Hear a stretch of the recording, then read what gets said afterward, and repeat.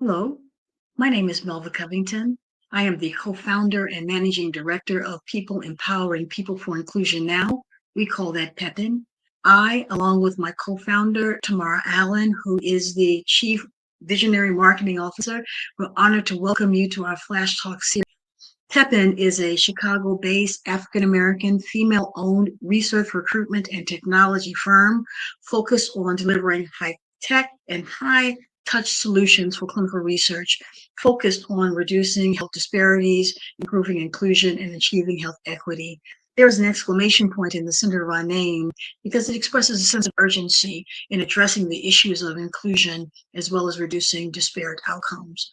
Our value proposition is simple and straightforward. We aim to do three things. The first is to increase inclusion in clinical research. The second is provide evidence and insight that's scaled by digital technologies. And the third is to leverage community-based input and engagement to achieve solutions for research participation, health policy, and better access to innovative care. We do this by building empowered networks, empowered study partners, and empowered data systems in the work that we produce. Now for today, we aim to bring you insight from an innovative leader to discuss their work in science, digital innovation, or healthcare solutions. So we welcome you to sit back, take some time to breathe, and enjoy our Flash Talk. We appreciate you, and we thank you very much. Welcome to the Flash Talk Live with MVI. How can faith and community leaders help to transform veterans' health and research engagement? Thank you for joining us today. I'm Sherry Fellisbrett. I am an Army and Air Force Reserve veteran. I've served in Operation Desert Storm. I have a bachelor's in criminalistics and chemistry, a master's of public health with a focus on health promotion. I have my certified public health certificate, and I'm currently a doctor of public health student at Morgan State University's School of Community Health and Policy. What's brought me here to PEPIN is part of my program. PEPIN is a company dedicated to connecting communities to health, wellness, and clinical research opportunities. We're here today to announce PEPIN's partnership with MVI, Multi-Faith Veterans Initiative. This partnership combines MVI's trusted relationships in a diverse veteran community with PEPIN's expertise in research and engagement. I'd like to read the bio of our guest today. Walidah G. Bennett is the founder and CEO of the Multi-Faith Veterans Initiative, MVI, at DePaul University's Egan Office of Urban Education and Community Partnerships. She works in partnership with the faith-based and community organizations to create supportive networks for veterans and their families, while enhancing collaborations with behavioral health providers. A passionate advocate for community-driven change, Walidah has held leadership roles in mental health, child welfare, and international women's policy. She currently serves on the City of Chicago Commission on Veterans Affairs and the State of Illinois Governor's Challenge on Veteran Suicide Prevention. Walidah holds degrees from Northeastern Illinois University, professional certificates from the University of Chicago, and certificates in trauma and resilience and peer support. Her dedication to service has earned her recognition in Who's Who of the World's Women and 2,000 notable women. Thank you so much for being with us today. How are you? I am great. Thank you so much for having me. I have been looking forward to this conversation for quite some time. Seems like we've been talking about it for a while, so I'm happy that we are beginning the conversation. Awesome. Would you mind give us some background on MVI? How did it start? What's your mission statement or your goals, and how does this faith and community all come together? Well, MVI was founded in 2014. through a personal experience. You know, I come out of a military family. My father was part of the Monterey Point Marine Association. He served in the Marine Corps. My oldest son went into the military and unfortunately suffered from what we now know as moral injury and took his life. And at that particular time, I began to think about, well, what's happening with veterans as they're transitioning back? Because when they come out of the military, they come back to the communities. So I began to have conversation with some of my minister friends and asking them, well, how many military families do you have in your congregation? And no one could answer the question. And I thought, well, you know, that's not going to work. We really need to have spaces in the community where veterans, when they are coming back to the community, can feel like there's some place for them to go as they are trying to transition back into an environment that feels very strange to them. So here we sit, you know, almost 15 years later, or yeah, close to 15 years later, where we have multiple sites throughout the Chicago land area and the suburban areas where veterans can go in their community and have camaraderie and also provide access to the services that they need. So what we believe is that health equity begins in community. That community is very important, and that communities can really be a healing source, not just for veterans, but for those that, you know, live in the community as well. And so that's how we started. That sounds awesome. I am familiar with the Mumford Point Marines, so thank you for sharing that, and thank you because families serve too. So thank you for your service. I'm so sorry to hear about your son. Um, so can you tell us some of the projects that are ongoing right now? Well, we have about 15 sites throughout the city of Chicago, including a suburban area, and each site is organized very, very differently. So we have sites, for example, that focus on women veterans.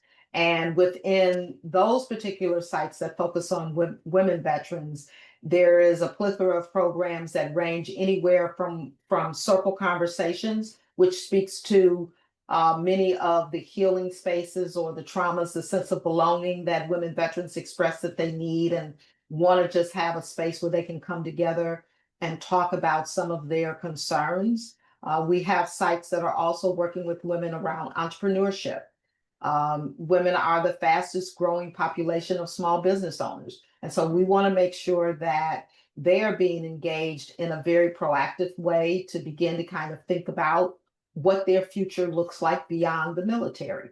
We also have a veteran read program. The veteran read program, because the Egan Center does a lot of work in community schools in the Chicago public school area. And so some years ago, we started at a Veteran Day project, having our community veteran coordinator go into the school to read to the students. That turned into a program. So here we sit 8 years later with a veteran read program where we recruit veterans to serve as mentors to second through sixth graders in the schools. And that is a phenomenal. All of this also connects to the mission of reducing the death by suicide among veterans. So if you take them out from isolation and you really get them engaged in the community, it is a way for them to have their next mission, if you will. That is awesome. So you spoke a lot about sites in Chicago. Is this a locally based organization? Right now, it is a locally based organization, but we look at what we do is very unique because we do not provide direct services. We're really interested in equipping the community and arming them with the knowledge that they need to be assets to the veterans. We believe that veterans are transformational agents in the communities in which they live, they return to. And so our model is very unique, and I've traveled domestically, I've traveled internationally, and I always ask, well, how can we get it? So we are really looking to move this beyond the Chicagoland area from a national perspective because we think it's really needed.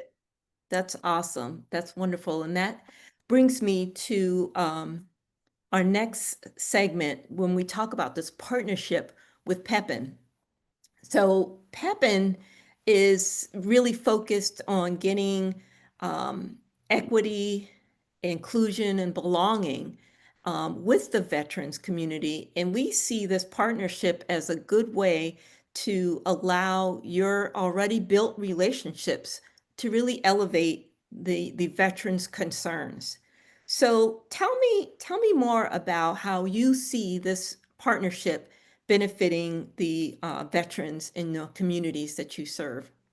Well, what we know is that veterans often come back with a number of what we call invisible and visible issues. We think that veterans deserve health. We think that health is a right for everyone, but veterans also deserve health equity. They deserve respect, and they deserve to have spaces that create meaningful dialogue around their health. I've been operating in this space for quite some time. And what I have observed is oftentimes what ends up happening is that voices are often overlooked or not creating spaces where people can be heard. And so, what we believe in terms of the PIPN and the MVI partnership is that this creates a space for honest dialogue around health issues that are impacting veterans and military families. Um, I'll give you an example. So I sit on a cancer board, and all agencies that are looking at cancer rates do a surveillance every 2 years. One of the first observations that I made on the surveillance questionnaire was there was no questioning that was screening for veteran status. And so I asked the question. And oftentimes, what ends up happening is that people don't think about how important it is to really understand what someone's full experiences have been and how those experiences might translate into healthcare or education or housing or whatever it may be. So I think that this is a critical partnership where we are creating space for interactive dialogue and dialogue that can also lead to effective change and policy that benefits veterans and their families. That sounds wonderful. The audience may not know, but Pepin just did a pulse survey. And thanks to you, we did add the veterans question on there to see what respondents' veteran service status was. So I appreciate that. And I can share, as a woman veteran, I'm never looked at as a veteran. I'm a woman veteran. So there is a little bit of, stigma out there that you're not a full veteran, you're a woman veteran. And I've heard some stories. So I really appreciate I'm all sure the you effort. have. I really appreciate all the efforts that you're doing. I see that we also are introducing the Veterans Pulse Checks. So let me talk a little bit about that, and then I'll have you talk about how that aligns with MVI's mission. So our Pulse Talks are intended to include a Veterans Pulse Check. It is to establish a consistent platform to monthly conversations that prioritize the voices of veterans, health issues, to bring out issues of health equity, trauma, and access gaps. We want to build trust in clinical research for veterans. There's a lot of information out there, and we want to be a source of truth. So how does the Veterans Pulse Checks align with MVI's mission? Well, MVI's mission is always to amplify the voices of veterans, to make sure that while we are building spaces in the community, that we are doing it from what we call an asset-based lens perspective.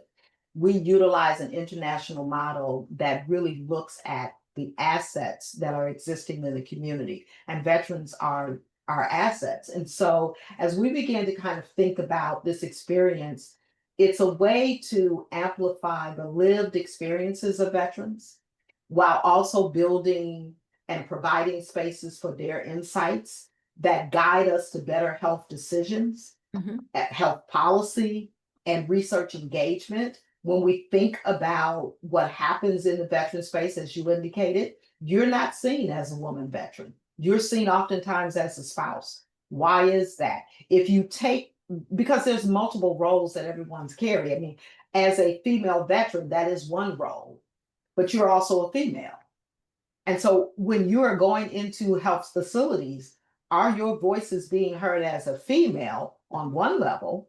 And then are they being heard as a female veteran on another level? So there's all of these levels of complexities that we have because of the roles that we carry.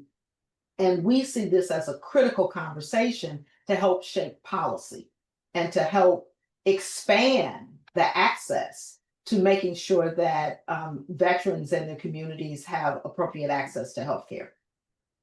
That's awesome. I'm looking forward to the Veteran Pulse checks. I understand that there should be 2 different types of publications or podcasts.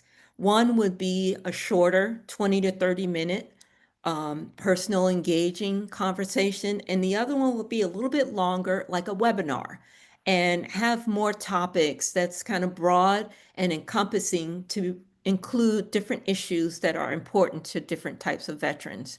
There are so many under these topics that need to be talked about. I know that we will not run out of topics.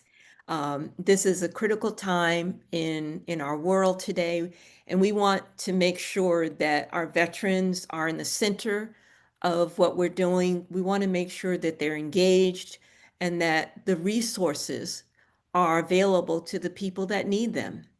And we want to also make sure they're real conversations. We don't want to candy coat it. We want to make sure that people are addressed where they are.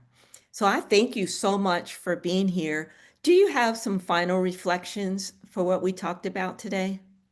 Well, what I'd like to just really say is that this really is, it's a clarion call, if you will. It's a clarion call to the community. It is a clarion call to the veteran community at large to really seize the opportunity to be heard, to help inform us on what their concerns and their observations have been as they are navigating the healthcare space and other community spaces. We want to honor the service that you have provided to us so that we have the opportunities to do what we do. And this is one way of us just giving back to the service that you have provided for us. And so I am really excited as we are launching the Pepin MVI Health Series to really begin this important dialogue. Thank you. I'm excited as well. My final words would be to have a call to action to everyone that's listening.